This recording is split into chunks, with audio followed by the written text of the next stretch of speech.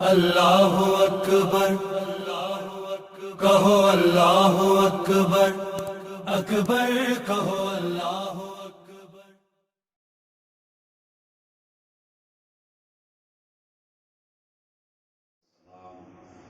علی اشرف الانبیاء والمرسلین شفیع المذنبین الذی بعثہ رحمۃ للعالمین سیدنا و مولانا ابی القاسم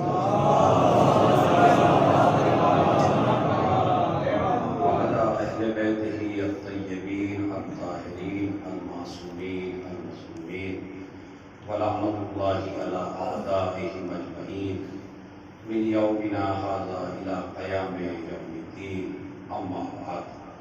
قال علی علیہ السلام: خالد الناس مخالطۃ ان متم معها بقوا علیکم وان عشتم حنوا الیکم۔ صلوات پڑھیں۔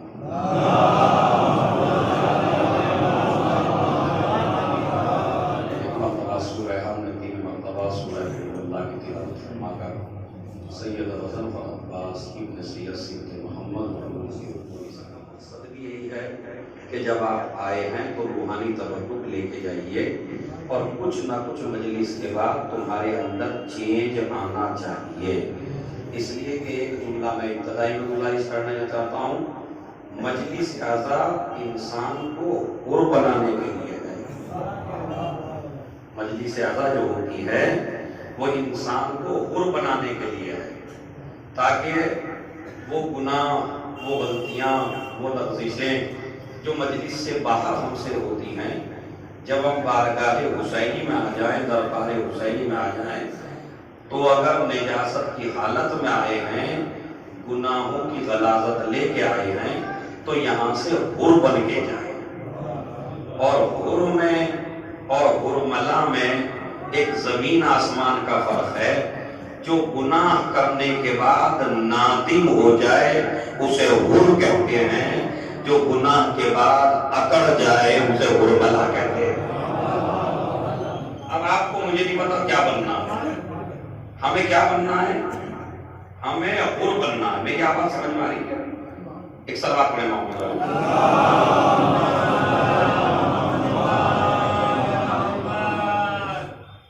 آئے دن موت کا بازار گرم ہے، کوئی آ رہا ہے، کوئی جا رہا ہے۔ کسی کے یہاں ولادت ہو رہی ہے، کسی کے یہاں دنیا سے جا رہا ہے۔ اور یہیں سے ہم جوانوں کو سمجھ لینا چاہیے کہ نہ ہمیں آنے پر اختیار ہے، نہ ہمیں جانے پہ اختیار ہے۔ آپ اگر چاہیں کہ اپنی مرضی سے چلے جائیں تو اس کا نام اسلام میں خودکشی ہے، اور خودکشی حرام ہے۔ یعنی مطلب کیا ہے؟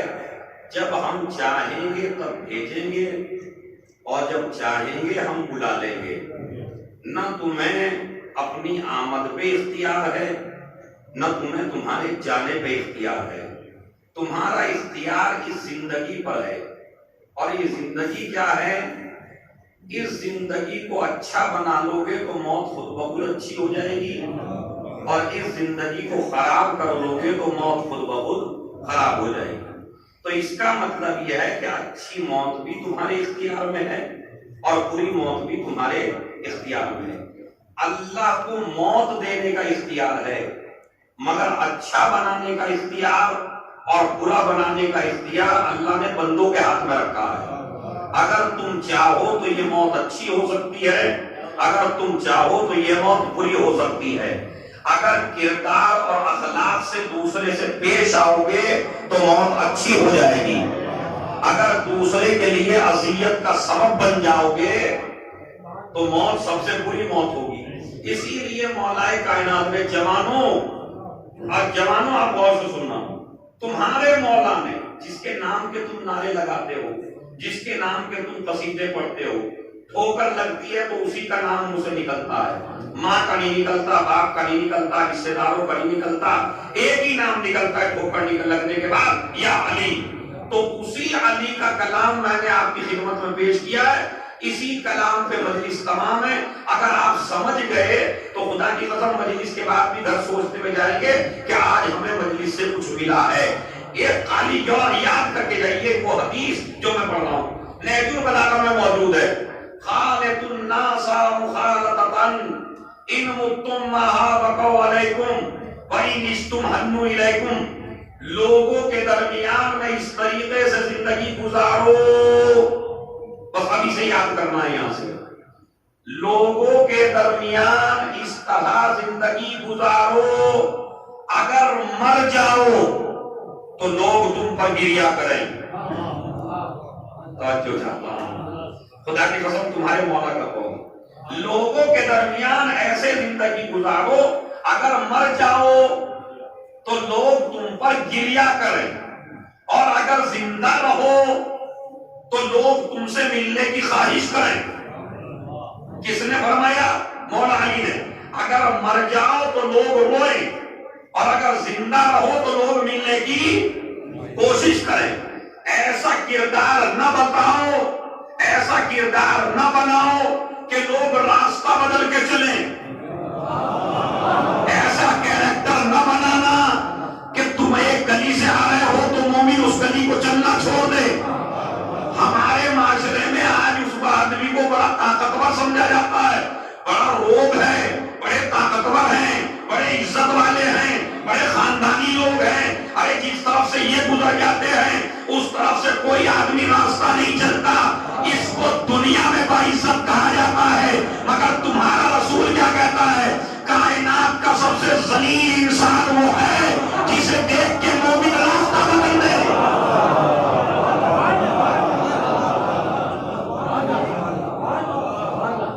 ایک سلامات بھیج دیں۔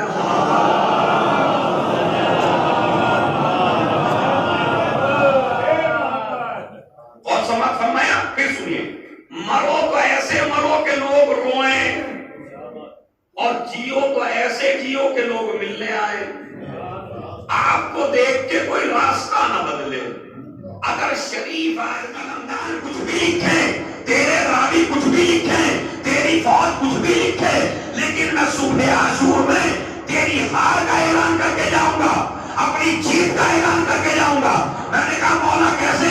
کہا بھوک میری طرف ہے، پیاس میری طرف ہے، بے کسی میری طرف ہے، مظلومی میری طرف ہے، کھانے کو میری طرف نہیں ہے، پینے کو میری طرف نہیں ہے، فوج میری طرف نہیں ہے، لشکر میری طرف نہیں ہے۔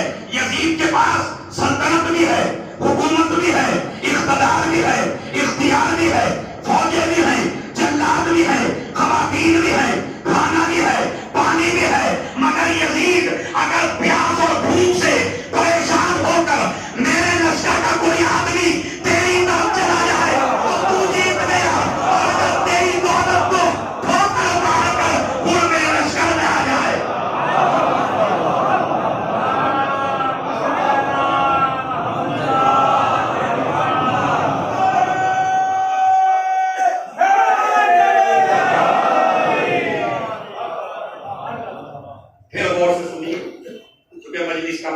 پیغام دینا، اگر میرا آدمی تمہاری طرف چلا جائے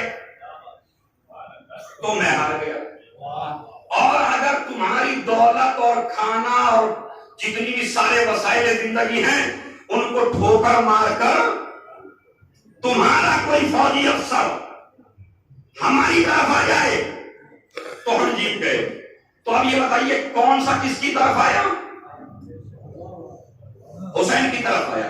اب میں آپ سے پوچھنا چاہتا ہوں جو علی کے مومنین اور ماشاءاللہ پتہ نہیں ہندوستان کے اکثر علاقوں سے آئے ہوئے ہیں، ان کو میں ایک میسج دینا چاہتا ہوں اور اپنے جوان بھائیوں کو کہ آج کل ہمارے سماج میں ایک بری بیماری پیدا ہوئی ہے، اور اس بیماری کا نام ہے معاف نہ کرنا۔ گناہگار معافی مانگ رہے ہیں آپ کے دروازے پہ آ کے، لیکن ایک تو معاف وہ نہیں کرنے دیتے جو اگل بغل بیٹھے ہیں، یہ جو برابر میں بیٹھے ایک دانی پر، اچھا میاں یہ برابر میں بیٹھنے والے ہمیشہ پریشانی کرتے رہے،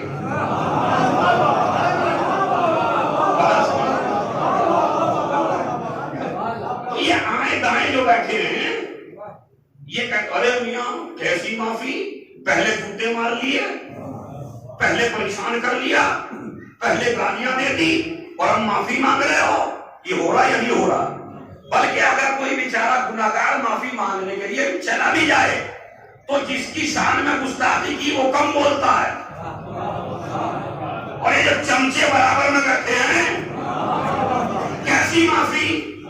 وہ تو بھائی لڑائی آپ سے تو ہے نہیں، لیکن اصل میں مسئلہ یہ ہے اگر یہ میل ہونے دیں گے تو ان کا ناشتہ ایک ہی جگہ رہ جائے گا۔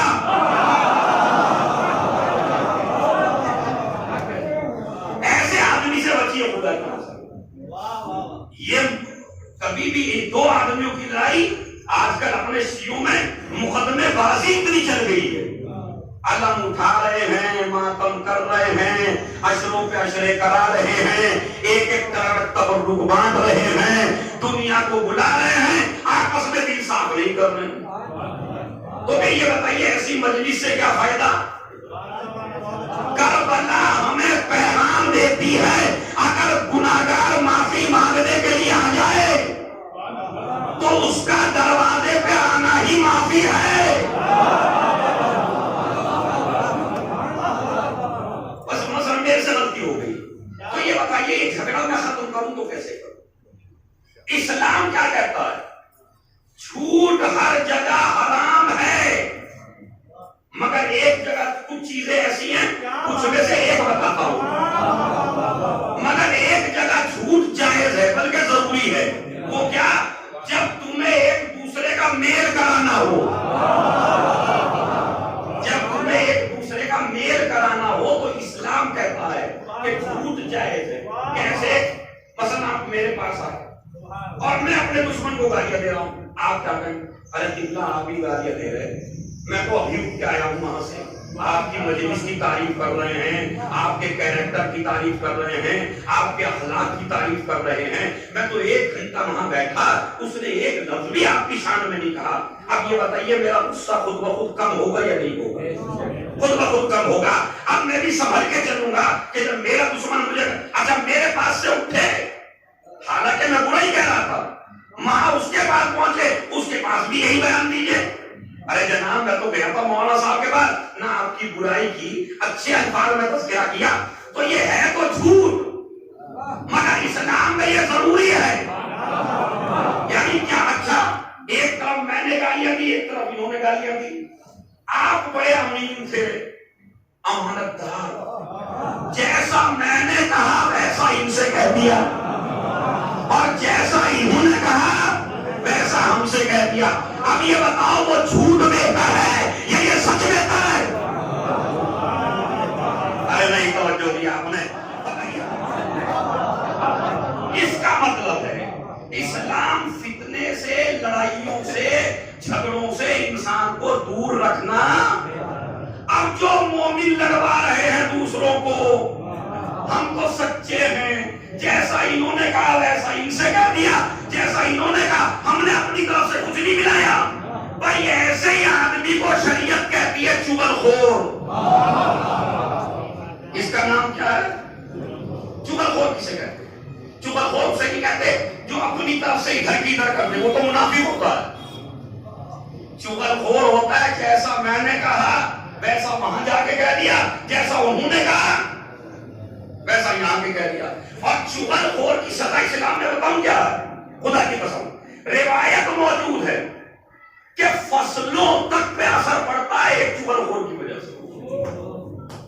مثلا اگر منجی کا موسم ہو اور بارش کی ضرورت ہو تو اللہ بارش کو روک لیتا ہے تاکہ تمہاری منجیاں سوکھ جائیں اور تمہارے گھر میں چاول کا ایک دانہ نہ پہنچے، خالی ایک چغل خور کی وجہ سے۔ اور جہاں پورا معاشرہ ہی چغل خور ہو اور پھر یوں کہے اللہ کو دکھتا نہیں کیا، ہماری فصلیں خراب کر رہا ہے اللہ، ارے ہمیں برباد کر دیے، ارے چاول بھی نہیں ہوا، ارے ناج میں بھی یہ ہو گیا تھا، یہ سب اس لیے ہوا، اللہ نے کچھ نہیں کیا، سب کچھ کیا تمہارے اعمال نے، سب کچھ کیا تمہاری حرکتوں نے۔ ورنہ وہ خدا جو ایک دانے کے بدلے 70 دانے دیتے ہیں، اس کو کیا ضرورت ہے اپنے بندوں کو بھوکا مارنے کی؟ اب میں آپ کو سناؤں جناب موسیٰ کا زمانہ، اور جناب موسیٰ کے زمانے میں بارش نہیں ہو رہی، ایک قطرہ بارش کا نہیں برس رہا ہے، سوکھ گئی پوری دنیا۔ پوری قوم نبی کریم کے پاس آئی، موسیٰ کے پاس، یا نبی اللہ سوکھا پڑ گیا، زمین پھٹ گئی ہے، حیوانات پریشان ہیں، بارش کی دعا کیجئے۔ جناب موسیٰ طور پر پہنچے، پروردگار بارش کر دے، کہ پوری قوم کو صحرا میں بلا لے۔ 70,000 کی قوم، 70,000 تھے، 70,000 کی قوم پوری صحرا میں آ گئی، بچوں کو ماں سے جدا کر دیا، حیوانوں کو ماں سے جدا کر دیا، اور پوری قوم نے دعا کی، اور جناب موسیٰ نے دعا کی۔ آواز آئی موسیٰ ہم تو بارش نہیں برسائیں گے۔ معبود تیرے بندے پیاسے مرے جا رہے ہیں، تو بارش کیوں نہیں برسائے؟ کیا پہلے ہی سمجھنے میں اعلان کرو، ایک چغل خور ایسا ہے کہ جس نے پورے معاشرے میں مقدمے بازی کرا رکھی ہے، ایک ایسا ہے جس نے مقدمے بازی کرا رکھی ہے، ہر آدمی لگ رہا ہے۔ اب مجھے نہیں پتا گنگیرو میں اور جولی میں اور قصہ میں کتنے مقدمے ہیں، انشاءاللہ اس مجلس کے بعد کیا پتا کسی کی ہدایت ہو جائے۔ یہ مقدمے بازی حرام ہے، اس لیے کہ جس کو اس عدالت سے کیا فیصلہ لوگے جو عدالت صحیح فیصلہ نہ دے؟ اگر فیصلہ ہی کرانا ہے تو اللہ سے فیصلہ کراؤ، رسول سے فیصلہ کراؤ، اہل بیت سے فیصلہ کراؤ، یہ قرآن و حدیث سے فیصلے کراؤ۔ یہ عدالت میں تو آج تک نہ کسی کا ہوا ہے، اور آپ خود ہی بتا دیے، میرے بات کی تائید کریں، آج تک کسی کا ہوا؟ مقدمہ لڑتے لڑتے مر گئے مگر فیصلہ ہی نہ ہوا۔ تو اس سے فیصلہ کراؤ جو فیصلہ کر سکتا ہو۔ آئیے کہا موسیٰ ان میں قوم میں ایک ہے چغل خور، اس نے سب کو ڈروا رکھا ہے، جب تک وہ اس مجمع سے اٹھ کے نہیں جائے گا تب تک ہم بارش نہیں کریں گے۔ اب جناب موسیٰ نے کہا معبود اس کا نام بتا دیں وہ کون ہے؟ بھائی 70,000 کے مجمع میں کسے کہوں؟ اچھا نبی کے اندر طاقت ہوتی ہے کہ وہ پہچان لیتا ہے مجرم کو، بھائی نبی کو تو علم غیب ہے نا، اللہ نے موسیٰ سے وہ علم غیب کی طاقت بھی لے لی۔ کہا معبود میری وہ طاقت بھی نہیں رہی تو میں پہچانوں تو کیسے پہچانوں؟ تو نام بتا دے۔ بس عزیزوں یہی سے پہچانیے تمہارا رب تمہیں کتنا چاہتا ہے، تم کتنے گناہ کرتے ہو، تمہارے گناہوں کو اگر تمہاری پیشانی پہ لکھ دے، جس نے چوری کی اس پہ کی پیشانی پہ چور لکھ دے، جس نے شراب کی اس کی پیشانی پر شرابی لکھ دے، تو کسی کو منہ دکھانے لائق رہو گے؟ یہ میں آپ کو مقدس نظر آ رہا ہوں اس لیے کہ اللہ بارش نہیں کروائے اس کی وجہ سے۔ اب اللہ نام لے سکتا تھا یا نہیں لے سکتا تھا؟ نہیں لیا، تمہاری عزت کو بچانے کے لیے، تمہارے وقار کو بچانے کے لیے کہا نام نہیں لوں گا۔ ایک مرتبہ نبی نے اعلان کیا، اب جو واقعی چغل خور تھا اس کی ہدایت ہو گئی، کہنے لگا میرا خدا کتنا عظیم ہے، نہ میرا نام اس انسانوں کو بتایا نہ میرا نام نبی کو بتایا، تو جو میری عزت نبی سے بھی بچا لے وہ کیسا میرا معبود ہے۔ فوراً دل میں خیال آیا، کہا اگر اٹھ کے جاؤں، کہنے لگا دعا میں پروردگار تو تو جانتا ہے کہ میں ہوں، اگر میں اٹھ کے گیا تو مجھے ذلیل کریں گے۔ ارے یہ تھا ملعون جس نے مروا رکھا تھا ہمیں، یہ تھا ملعون جس کی وجہ سے بارش نہیں ہو رہی تھی۔ اے معبود تو جانتا ہی ہے کہ میں ہوں، بس آج کے بعد کوئی حرکت نہیں کروں گا، مجھے اپنا بندہ سمجھ کے معاف کر دے۔ سوچو موت کا انتظار کرو، مگر موت کے انتظار سے پہلے، موت آنے سے پہلے اپنے خدا سے، اپنے معبود سے، اپنے پروردگار سے معافی مانگ لو۔ یہ تمہیں بہترین موقع ہے، نہ جانے اس مجلس میں کون کون بیٹھے تھے جو اب نہیں ہے، تو اب ایسا ہی ایک وقت آنا جب ہم اور آپ بھی نہیں ہوں گے، تو ضروری ہے اس بات کا کہ اللہ سے معافی مانگیے۔ اس نے معافی مانگی، اللہ نے توبہ قبول کی۔ اب ایک ایک آدمی سے توجہ چاہتا ہوں، جو ابھی مجھے دیکھ رہے ہیں، ایک ایک آدمی توجہ دے۔ کیا ہوا؟ کہا موسیٰ دوبارہ بارش کی دعا کرو۔ اللہ نے کہا بارش کر دے۔ کہا بالکل کروں گا، مگر تمہاری دعا کی وجہ سے نہیں۔ کہا کس کی وجہ سے؟ کہا اسی بندے کی وجہ سے۔ ارے میں نے مجلس تو پوری پڑھ دی اگر آپ سمجھ جائیں۔ کہا اسی بندے کی وجہ سے۔ موسیٰ کہنے لگے پروردگار تیری قدرت کے قربان، بارش روکی بھی اسی کی وجہ سے اور بارش کی بھی اسی کی وجہ سے۔ کہا اسی بندے کی وجہ سے، چونکہ اس نے ہم سے معافی مانگ لی۔ ارے نہیں توجہ دیا آپ نے، اس نے ہم سے معافی مانگ لی۔ جناب موسیٰ نے کہا، اب جملہ سماعت فرمائیے، جناب موسیٰ نے کہا پروردگار اب تو اس بندے کا نام بتا دے کہ جس کی وجہ سے بارش کر رہا ہے۔ آواز قدرت آئی، جب گناہگار تھا جب تو ذلیل نہ ہونے دیا۔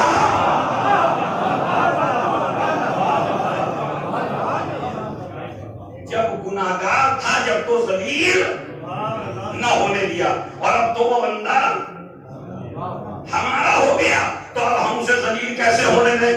موسیٰ سے بھی نام نہیں بتایا۔ اسی لیے آپ دعا میں ایک فقرہ پڑھتے ہیں، اب انشاءاللہ میرے ساتھ طاقت لگا دیجئے، مجلس اس لیول کی آگی۔ جملہ سنیے کیا ہے، ایک لفظ کہتے ہیں، آپ سب مل کے پڑھیے گا انشاءاللہ، جس کے جتنے بھی ماضی کے گناہ ہیں، جتنے بھی آپ نے کر رکھے ہیں، خدا کی قسم اگر اسی مجلس میں دل سے مانگ لیں گے تو معاف ہو جائیں گے۔ جملہ سنیے کیا ہے، یا سریع الرضا، مل کے پڑھیے۔ ہاں اتنے بڑے مجمع کی آواز اتنی تھوڑی ہے، بس یا سریع الرضا، کیا مطلب ہے اس کا؟ اب تو نوحہ بھی آ گیا نا اس کا۔ یا سریع الرضا کا مطلب کیا ہے؟ اے جلدی راضی ہونے والے۔ کسے کہہ رہے ہیں علی؟ اپنے خدا کو۔ اے جلدی راضی ہونے والے۔ اب میں تشریح کروں، باپ جلدی راضی نہیں ہوتا، ماں جلدی راضی نہیں ہوتی، چچا جلدی راضی نہیں ہوتا، رشتہ دار جلدی راضی نہیں ہوتے۔ کئی دفعہ نہ کہنے والے پڑتے ہیں، اگر کہیں شادی بیاہ ہو جائے، رشتہ دار ناراض ہو جائے، تو 10 آدمیوں کو لے جانا پڑتا ہے، تب جا کے رشتہ دار کو منانا پڑتا ہے۔ اللہ کہتا ہے اگر تجھ سے غلطی ہو گئی ہے تو مجمع اکٹھا کرنے کی ضرورت نہیں ہے، رات کے سناٹے میں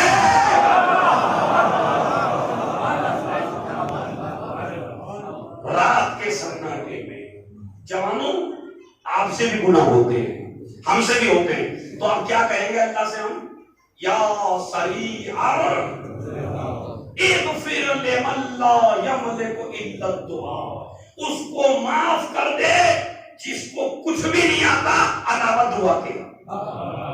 نہیں، بڑا جملہ ہے۔ مولا کیا فرماتے ہیں؟ معبود میرے سے کچھ آتا ہی نہیں، میں تو گناہگار ہوں، مجھ سے تو صرف تجھ سے مانگنا آتا ہے۔ اغفر لمن لا یملک الا یا سریع الرضا، اے جلدی ہونے ہمیں گالیاں دینے دو، اگر اللہ یزید کو معاف کر دے گا تو اللہ ہمیں بھی معاف کر دے گا۔ ہاں، یہاں مجھے لانا تھا اور میں یہاں لے آیا، اور اس کے بعد مجلس تمام ہو رہی ہے۔ جملہ سنیے کیا، اگر اللہ میاں چاہیں تو یزید کو معاف کر سکتے ہو، تو بھائی اللہ معاف کرے نہ کرے، مگر تمہیں اتنی پریشانی کیوں ہو رہی ہے؟ تمہاری یزید سے ایسی کون سی رشتہ داری ہے؟ اور اگر رشتہ داری ہی نبھانا ہے تو بنو اس کی اولاد، بنو اس کے بیٹے، سینہ ٹھوک کے آؤ نا، ہم یزید کے ساتھ ہیں، اور پھر ہم تمہیں گالیاں نہیں کہیں گے، برا نہیں کہیں گے، بس ایک ہی جملہ کہیں گے، اللہ تمہارا حشر یزید کے ساتھ ہے۔ اور اللہ ہمارا حشر، بس اتنی دعا کافی ہے۔ آپ بھی گالیاں نہ دیا کریں۔ اگر کوئی ایسا کہہ رہا ہے، چونکہ آل محمد کے چاہنے والوں کی شان گالیاں دینا نہیں ہے، ہم ان کو کیا گالیاں دو گے جو خود ہی گالی ہو؟ تو آپ اپنے اخلاق سے گرنے کی ضرورت نہیں ہے، اپنے کیریکٹر سے گرنے کی ضرورت نہیں ہے، اپنی سیرت سے گرنے کی ضرورت نہیں ہے۔ جملہ کیا کہنا، میں نے بھی معاف کیا، بولیے کیوں کہا؟ معلوم تھا ایسے ایسے ملا پیدا ہوں گے جو کہیں گے اللہ چاہے تو یزید کو معاف کر دے گا، میں نے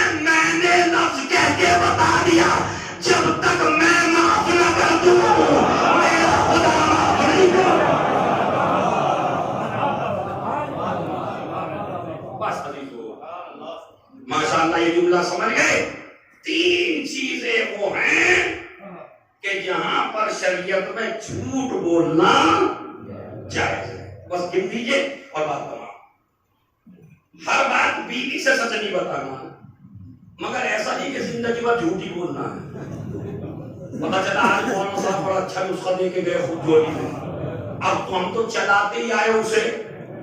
نہیں، چلانا نہیں ہے. کہاں نہیں کہنا ہے؟ جہاں معلوم ہو کہ دوسرے بھی حقدار ہیں اور وہ حق دینے سے روک رہی ہے، اور اگر میں سب کچھ بتا دوں گا تو جھگڑا ہوگا، وہاں پہ جھوٹ بولنا جائز ہے. ہر جگہ جھوٹ بولنا جائز نہیں ہے، ورنہ وہ شریک حیات ہے. حیات سے جھوٹ نہیں بولا جاتا. مگر اسلام کہتا فتنہ برپا. اچھا چاہے آپ کہیے نہ کہیے، کرتے آپ یہی ہے جو میں کہہ رہا ہوں. اکثر لوگ وہی کرتے ہیں، بس انہیں حکم شرعی نہیں پتا، ورنہ کرتے ہی ہیں. دیتے 5-6 ہزار ہے، کہہ دیتے جی 100 روپے دیے میں نے تو جائز ہے. جب 2 آدمی لڑ رہے ہوں تو ان کا جھگڑا ختم کرنے کے لیے جھوٹ جائز ہے. چغل خوری نہ کرنا، اختلاف نہ کرنا، لڑوانا نہیں. لڑوانا بنی امیہ کا کام ہے، ملانا بنی ہاشم کا کام ہے. تو تمہیں بنی ہاشم کا کام کرنا ہے، بنی امیہ والا کام نہیں کرنا ہے. جھگڑے ختم کراؤ، مقدمے ختم کراؤ، لیکن پھر بھی اس کے بعد ختم نہیں ہو رہے. میں بتاتا ہوں اسلام میں یہ جو کھانے کے اوپر گواہیاں دینے جاتے ہیں، کیا ملتا ہے گواہ کو؟ خالی اچھا کھانا کھلا دیتا ہوگا وہ. میں اس کو کہہ رہا ہوں جو جھوٹی گواہی دینے جاتے ہیں. اگر اچھا یہ جھوٹی گواہی دینے والے دلی پہنچ گئے کسی کے مقدمے میں اور پتہ ہے کہ یہ ظالم ہے، کھانا اچھا کھلا رہا ہے مگر ظالم ہے، اور وہاں نماز ظہر کا وقت آ جائے تو بتاؤ نماز پوری پڑھو گے یا قصر پڑھو گے؟ بتائیے. ایک صلوات پڑھے محمد علیہ وسلم. مسئلہ پھنسا ہوا ہے میاں. اگر پھر سن لیجیے جملہ، اگر ظالم کے ساتھ جھوٹی گواہی دینے کے لیے کسی جگہ جا رہے ہوں اور نماز کا موڈ بن جائے تو بتاؤ کیسی نماز پڑھو گے؟ نماز قصر پڑھو گے یا پوری؟ پوری. کیوں پڑھو گے پوری؟ اس لیے کہ اسلام کا حکم ہے. سنیے، اسلام کا حکم یہ ہے اگر آپ کا سفر 44 کلومیٹر ہو جائے، آنا جانا ملا کے 44 کلومیٹر ہو جائے تو نماز آپ کیا پڑھیں گے؟ آدھی پڑھیں گے، قصر پڑھیں گے. لیکن اس کے ساتھ ایک اور شرط ہے، سفر بھی جائز ہو، یعنی سفر ناجائز نہ ہو. اگر جائز سفر پہ جا رہے ہیں، کیوں؟ اس لیے کہ قصر ایک تحفہ ہے، اللہ مومن کو دیتا ہے، ظالم کو نہیں.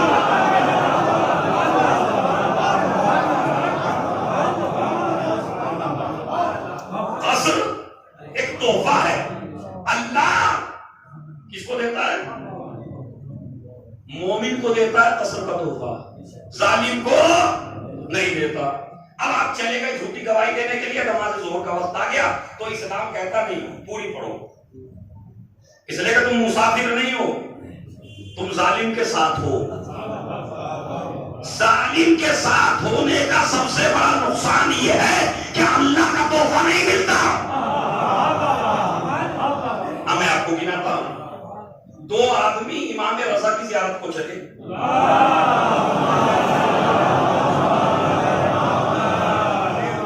ایک صلوات باہر بدل پڑھنا.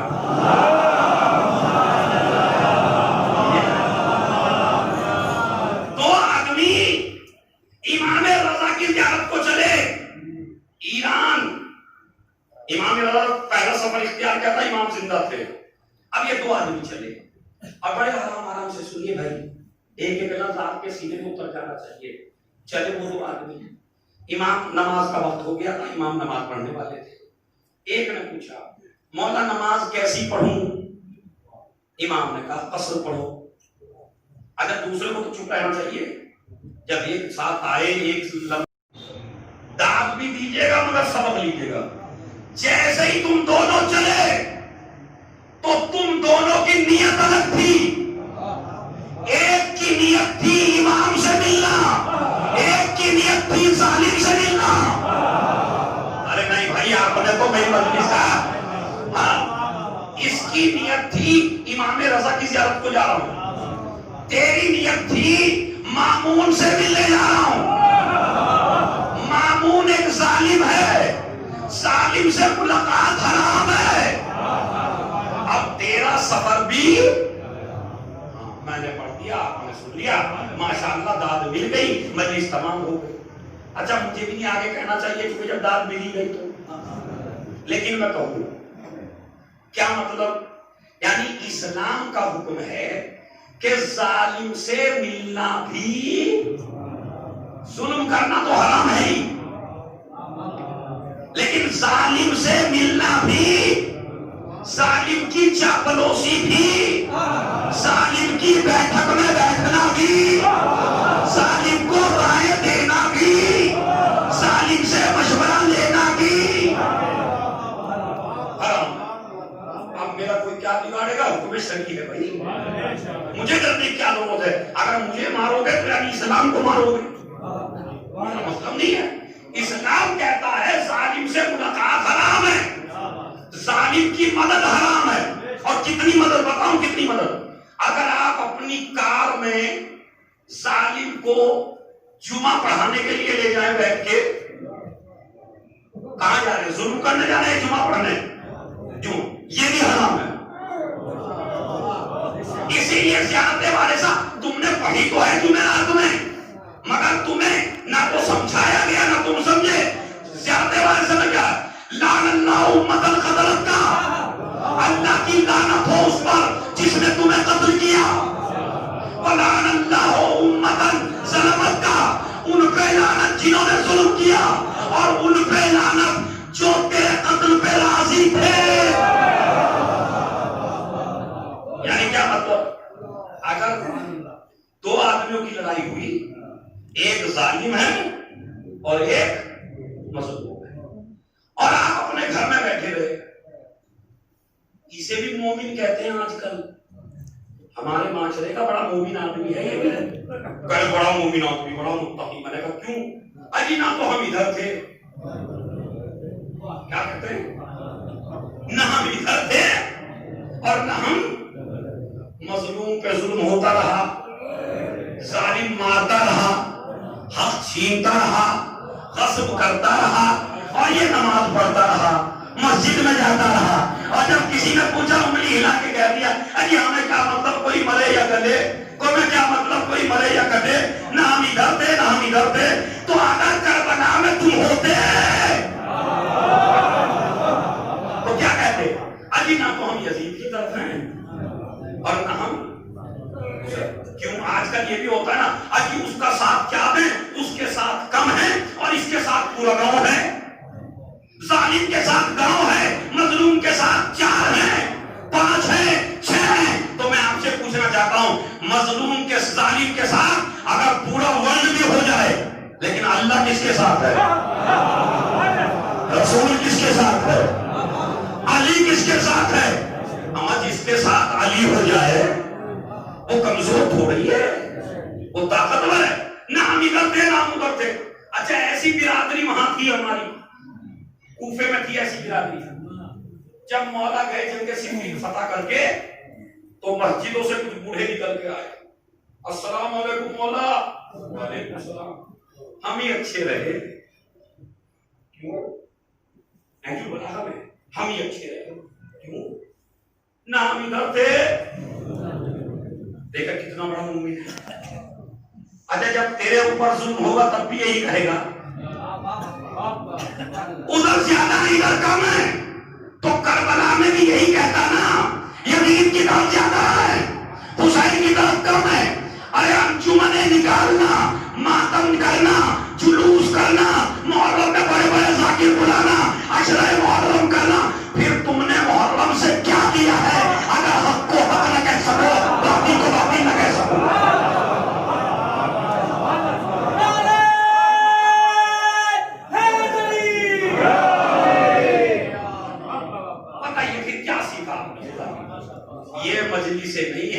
یہ رسم ہے، نہیں، ہمیں حق کو حق کہنا ہے اور باطل کو، بس آخری جملہ مجلس کا کیا ہے، ادھر زیادہ ہے ادھر کم ہے، تو کربلا میں بھی ہم یہی کہتے ہیں، ادھر زیادہ ہے ادھر کم ہے۔ حسین نے 72 قربانیاں پیش کر کے قیامت تک کے جوان کے ضمیر کو بیدار کر کے بتایا، یہ نہ دیکھنا زیادہ کدھر ہے، یہ دیکھنا حق کدھر ہے۔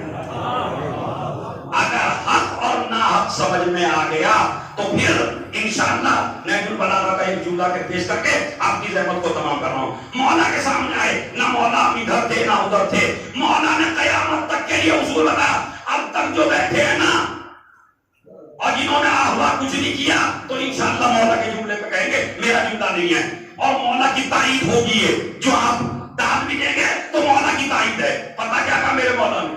جیسے ہی انہوں نے کہا نہ ادھر تھے نہ ادھر تھے، مولا نے کہا نہیں تم تو ادھر ہی تھے۔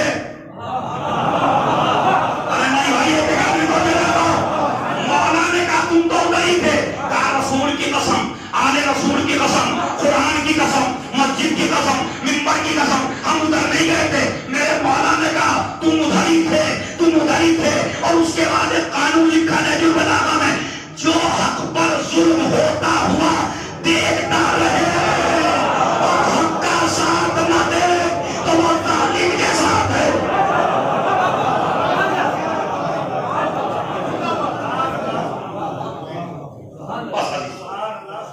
اور جب آپ حق کے ساتھ ہو گئے تو سنیے، مردہ کسے کہتے ہیں بتائیے؟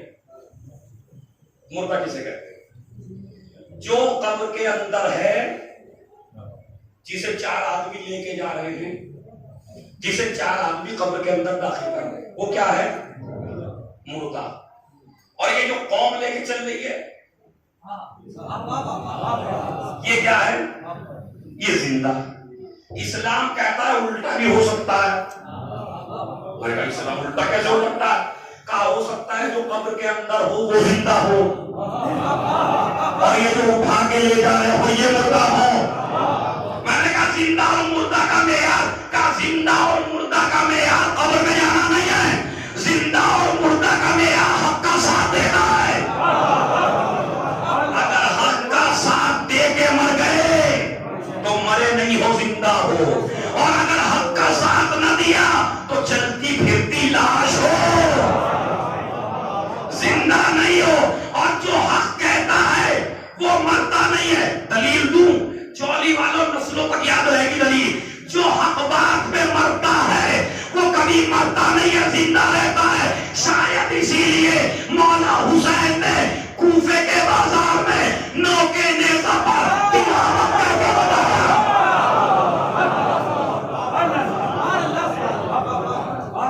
جو حق پر مرتا ہے وہ مرتا نہیں ہے، وہ زندہ ہوتا ہے۔ بس عزیزوں، یہ ایام بڑی مصیبت کے ایام ہیں، بڑے غم کے ایام ہیں۔